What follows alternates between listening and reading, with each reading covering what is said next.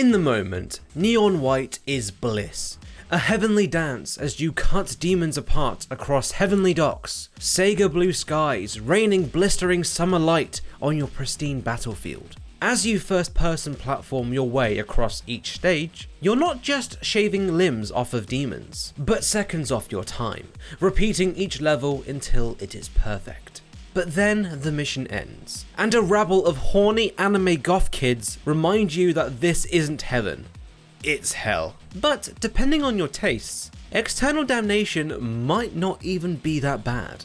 I'm here for my assignment? You will get new assignments from Mr. Mikey. I'm his secretary. You are white, and you are dead, and you're meant to be going straight to hell. Luckily, heaven has given you a second chance as a neon.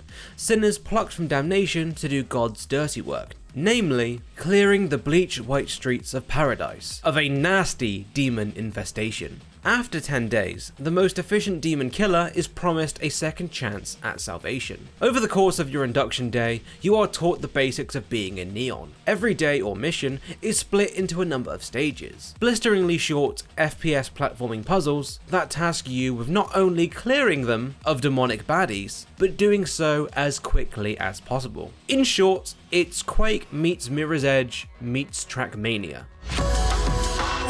It's 'cause I'm the best. Neon White's trick is that instead of rocking up to Heaven's Door with an arsenal of guns, weapons are instead framed as color-coded cards dotting the level. Each has a certain amount of shots that can be fired before being discarded, and any new card you pick up will immediately go to the top of your deck. Crucially, on top of acting as weapons, each can also be spent to activate a mobility tool. Pistols give you a second jump, SMGs let you ground pound, shotguns give you a burst of speed in any direction, while marksman rifles let you travel in a further dash horizontally. It's not just cards too. The environment and its demonic denizens play a part in building up and mastering speed. Many demons are color-coded themselves, meaning you'll acquire a card for slaying them, letting you chain up combos. Balloon demons can be popped by jumping on them for an extra bounce, while doors will force you to spend an ability to break them. Unless, of course, you find a cheeky way around them. Holy crap, you got the freaking anime sword? I thought for sure you'd get one of those little guns like the, what's it called, like gnomes use? Mastering a stage then means figuring out the most effective path through a level, juggling cards to kill both demons and traverse the map as quickly as possible. There's usually an obvious path that will score you at least a gold medal for clearing it quickly. But if you want to ace a stage, you're going to have to get creative, using the assault rifle's grenade secondary to rocket jump around entire buildings. Neon White is a game that you want to obsess over your times in each stage, and figure out ways to cut them even closer. Cleverly, you're not shown leaderboards when you enter a stage. Those are unlocked by earning medals, alongside ghosts and shortcut hints to help you optimize your routes. You can, and probably will, spend up to an hour throwing yourselves against a single stage. When I started playing Neon White, I kinda rubbed against the simplicity of it. I'm someone who adores Mirror's Edge and Apex, games where good movement takes time to learn, where there are countless of tiny mechanics covered in friction points that take real time and effort to master. In comparison, Neon White is simple and floaty, and I worried that simply rooting cards wouldn't be enough to keep me around. But watching the community put Neon White through the ringer has completely changed my tune on it. Those cards are versatile enough that players are cutting across entire stages in a single bound, avoiding routes you'd think are mandatory and taking precision pot shots at demons half a mile away. The only thing missing is a good replay feature. When someone is posting a time a full 30 seconds shorter than my personal best, I want to see how the hell they managed it.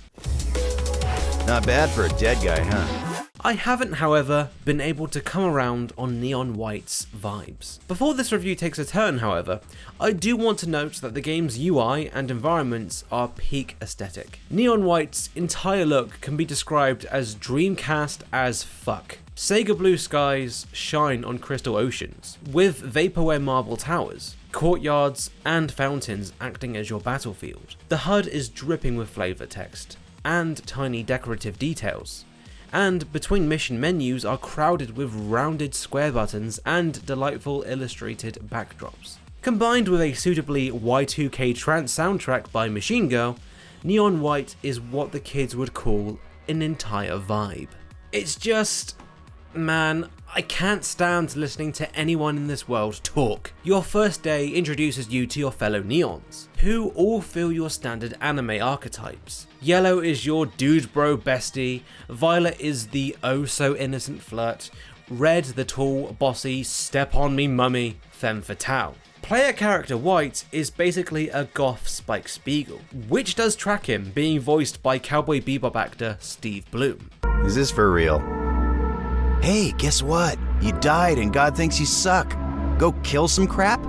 Neon White is a game for people who love early 2000s Toonami core nonsense. It's a game for people who didn't check out of Death Note after 2 episodes, and exclusively shopped at Hot Topic. Everyone is clad in too many belts and tight leather corsets, and your heavenly contacts take the form of achingly cute chibi cats. Why are you a cat? Okay, you're just saying whatever to me now. Honestly, disrespect. Every so often, a stage will be interrupted by short visual novel segments between you and another Neon, but the bulk of the storytelling takes place between missions, where you can explore your little slice of heaven. White's room, the local bar, your boss's office. Gifts found in stages can be offered to NPCs, while consistently getting high medals will let you unlock short heavenly delight scenes, which might have you getting ice cream with another Neon, or watching The Matrix with the flying cat. No, really. Look, right, I'm not making a judgment on folks who enjoy this stuff.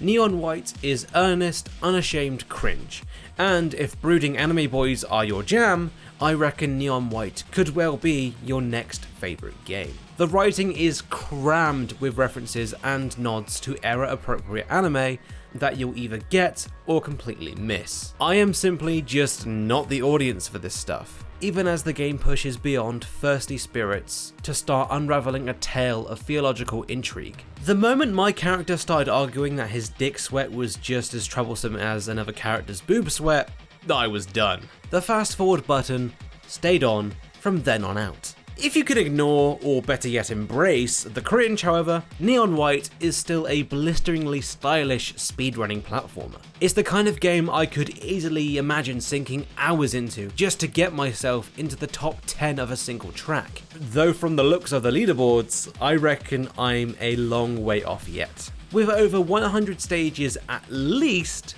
there's enough food to keep a hungry speedrunner content for months, maybe years. It's the kind of game where I desperately hope the developers add a level editor somewhere down the line, because with a fairly standardized set of structures, demons, map elements, and weapon placement, Neon White's potential could be limitless.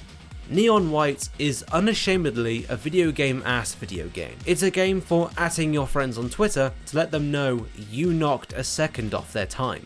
A game that asks you to crank up the soundtrack and give that last stage just one more go to snag that ace medal. Just don't feel bad if you mute the dialogue. Hell, I'm right there with you.